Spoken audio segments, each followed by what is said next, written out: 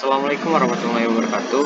Perkenalkan, nama saya Emmanuel Fahri. Saya mahasiswa Teknik Pertanian Universitas Andalas. Di sini saya akan coba menjelaskan tentang organisasi profesi dan kode etik profesi. Ini ini untuk melengkapi tugas saya dari mata kuliah Etika Profesi Keteknikan.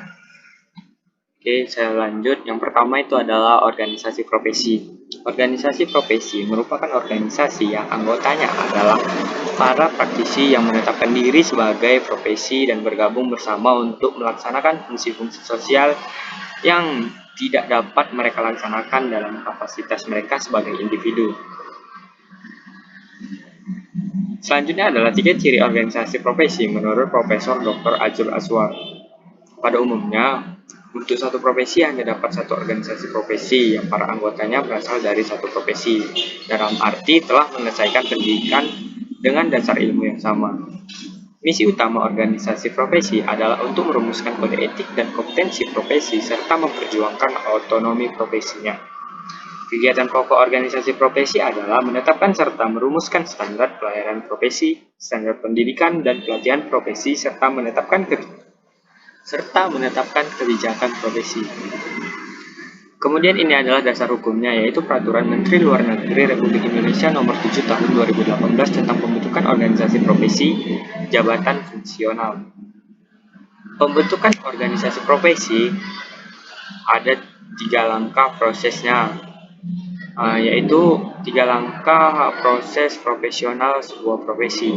Yang pertama itu adalah munculnya asosiasi informal di antara individu-individu yang memiliki minat yang sama terhadap suatu profesi. Yang kedua, melakukan identifikasi dan adopsi terhadap ilmu pengetahuan tertentu untuk mendukung profesi yang akan dijalani. Yang ketiga itu, para praktisi akan terorganisasi secara formal pada suatu lembaga yang disebut suatu organisasi profesi. Pembentukan organisasi profesi ini setelah terbentuk organisasinya secara formal dalam satu lembaga, anggota dalam organisasi akan menetapkan persyaratan profesi berdasarkan pengalaman ataupun kualifikasi tertentu.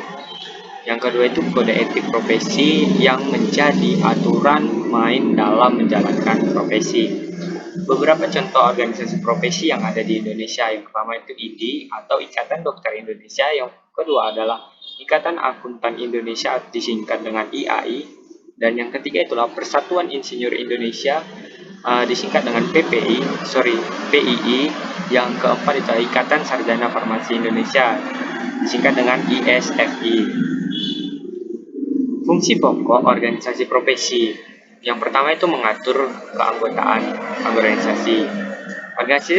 Organisasi profesi menentukan struktur organisasi, syarat-syarat keanggotaan sebuah profesi, anggaran dasar, dan anggaran rumah tangga. Yang selanjutnya itu membantu anggota untuk dapat terus memperbaharui pengetahuannya sesuai perkembangan teknologi. Anggota organisasi profesi melakukan kegiatan yang bermanfaat bagi anggotanya untuk meningkatkan pengetahuan sesuai perkembangan dan tuntutan masyarakat yang membutuhkan pelayanan profesi tersebut, baik berupa seminar, workshop, sebagai ajang pertemuan para anggota dalam menyikapi perkembangan baru tersebut. Selanjutnya itu menentukan standarisasi pelaksanaan sertifikasi profesi bagi anggotanya. Organisasi profesi berperan mengatur pelaksanaan sertifikasi profesi bagi anggotanya, termasuk untuk mengatur syarat-syarat tersertifikasi teknis pelaksanaan sertifikasi tersebut. Yang selanjutnya itu adalah membuat kebijakan etika profesi yang harus diikuti oleh semua anggota. Etika profesi adalah aturan yang berlaku untuk seluruh anggota organisasi profesi. Aturan tersebut menyangkut hal-hal yang boleh dilakukan maupun yang tidak boleh dilakukan di sebuah profesi. Selanjutnya itulah memberi sanksi bagi anggota yang melanggar etika profesi. Sanksi yang ditetapkan mengikat bagi semua anggota. Sanksinya tergantung dari jenis pelanggaran. bisa bersifat internal organisasi, misalnya backlist atau dikeluarkan dari organisasi profesi tersebut. Yang selanjutnya ini adalah contoh organisasi profesi, yaitu Persatuan Insinyur Indonesia. Persatuan Insinyur Indonesia adalah lembaga atau wadah organisasi profesional para insinyur Indonesia. PPI dibentuk pada tahun 1952, awalnya dimotori oleh Insinyur Juanda dan Insinyur Ruseno dari TB. Tahun demi tahun berjalan, kemudian institut ini belajar dari Australia dengan IE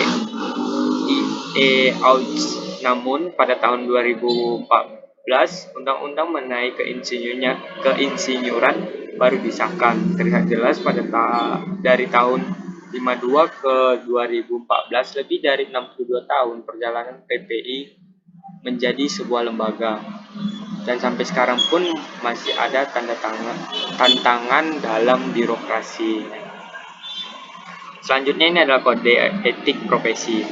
Kode etik profesi adalah pedoman sikap atau tingkah laku dan perbuatan dalam melaksanakan tugas dan dalam kehidupan sehari-hari. Ada 3 hal pokok yang merupakan fungsi dari kode etik profesi.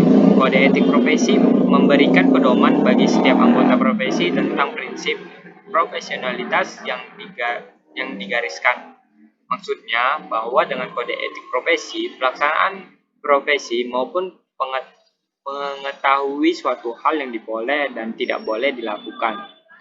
Yang selanjutnya itu adalah kode etik profesi, merupakan sarana kontrol bagi sosial masyarakat atas profesi yang bersangkutan. Maksudnya bahwa etika profesi dapat memberikan suatu pengetahuan kepada masyarakat agar juga dapat memahami arti pentingnya suatu profesi, sebagai memungkinkan pengontrol terhadap para pelaksana di lapangan kerja atau kalangan sosial.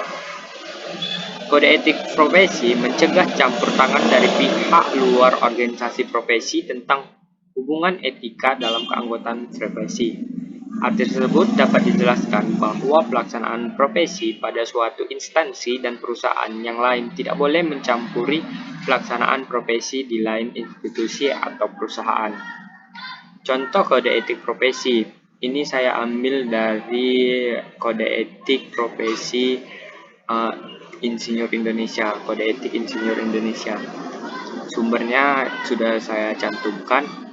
Yang pertama itu mengutamakan keluhuran budi, yang kedua itu menggunakan pengetahuan dan kemampuannya untuk kepentingan dan kesejahteraan umat manusia. Bekerja secara sungguh-sungguh untuk kepentingan masyarakat sesuai dengan tugas dan tanggung jawabnya. Yang keempat, meningkatkan kompetensi dan martabat berdasarkan keahlian profesional keinsinyurannya. Ini tadi adalah contoh kode etik profesi dari kode etik Insinyur Indonesia. Dasar hukumnya yaitu pada Undang-Undang Republik Indonesia Nomor 8 Tahun 1974 tentang pokok-pokok kepegawaian, yaitu tentang mengatur tadi kode etik profesi. Selanjutnya ini fungsi kode etik profesi. Yang pertama itu sebagai pedoman bagi seluruh anggota profesi terhadap prinsip profesionalitas yang ditetapkan sebagai sebuah alat kontrol sosial bagi masyarakat umum terhadap profesi tertentu, sebagai sarana untuk mencegah campur tangan dan pihak lain dari luar organisasi terkait hubungan etika di dalam keanggotaan suatu profesi tersebut.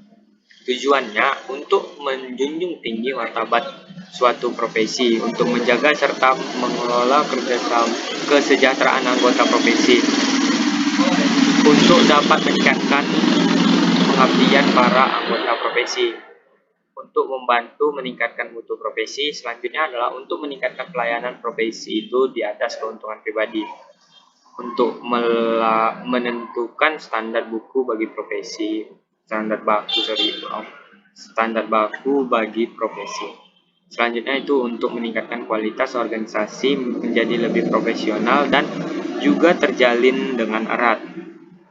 Contohnya ini adalah kesalahan teknis dalam prosedur peroperasionalan standar tertentu sangat fatal bagi dilakukan oleh perusahaan sebesar PT Lapindo. Ini kejadian tentang dampak lumpur Lapindo yang lalu. Hal ini jelas tidak mengindahkan kesehatan, keselamatan, dan kesejahteraan para penduduk di sekitar luapan lumpur yang mendapatkan kerugian besar karenanya. Dampak lumpur Lapindo yang panas, lumpurnya itu keluar setiap hari serta volume lumpur yang semakin hari semakin banyak sehingga lumpur meluber kemana-mana. Hal ini menyebabkan kerugian besar bagi para penduduk, yaitu salah satunya banyak petani kehilangan ladang, terus banyak rumah penduduk yang terendam lumpur panas. Kemudian selanjutnya adalah banyak sektor pendidikan yang terancam lumpur sehingga para siswa-siswi dipindahkan ke sekolah yang aman dari luberan lumpur tersebut tadi. Yang keempat itu banyaknya industri yang tutup, misalnya pabrik-pabrik yang ada di sekitar luapan lumpur tersebut. Banyak pengangguran akibat dari semburan ini, pabrik-pabrik kan ditutup, jadi banyak pengangguran yang tercipta olehnya. Keamanan di sekitar lokasi meluapnya pun tidak dicermati sehingga terdampak ke berkurangnya kesejahteraan masyarakat, yaitu masyarakat yang menganggur karena pabrik-pabrik yang ditutup. Bau gas yang berasal dari lumpur panas ini membuat sesak napas dan kerusakan di saluran pernapasan. Ini merupakan pelanggaran kode etik, yaitu kesehatan publik. Sumber dari Kompas, Senin 24 Juli dari stateplayer.info. Sekian, terima kasih. Mungkin itu saja yang akan saya sampaikan. Mohon maaf apabila ada kesalahan penyampaian kata ataupun materi yang saya sampaikan kurang jelas. Terima kasih. Akhir kata,